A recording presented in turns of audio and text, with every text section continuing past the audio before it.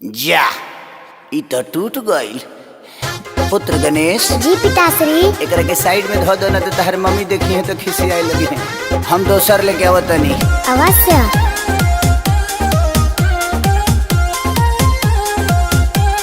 पुत्र गणेश जी माते। तहार पिताश्री कहाँ बड़े? थोड़ी देर में आ रहे हैं माते।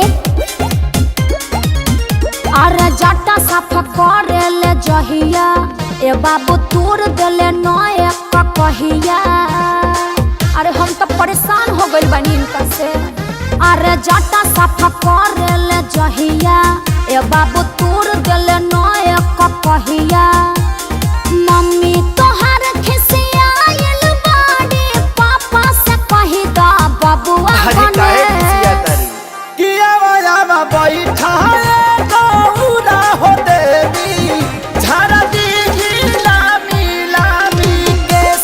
किया वाला बैठा गौरा हो देवी झारा दी लामी लामी केस। ई सब नाशा करावता। नासा छोड़ दीजिए पिताश्री।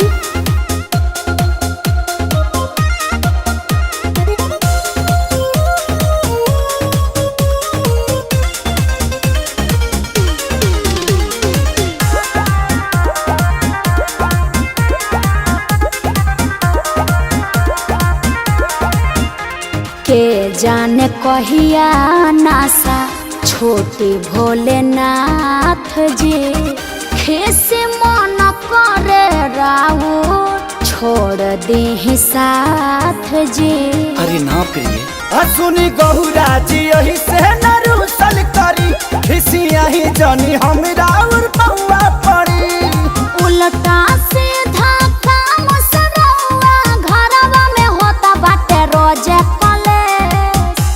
किया वाला बैठा गौरा हो देवी झारा दी लामी लामी केस। किया वाला बैठा गौरा हो देवी झारा दी लामी लामी केस।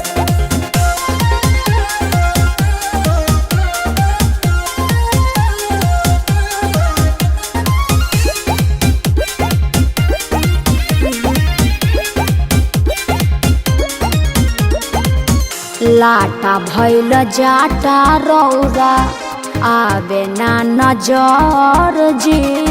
साल भर में सावन महीना नहाने देव घर जी। तो एगो को कही टूटल तान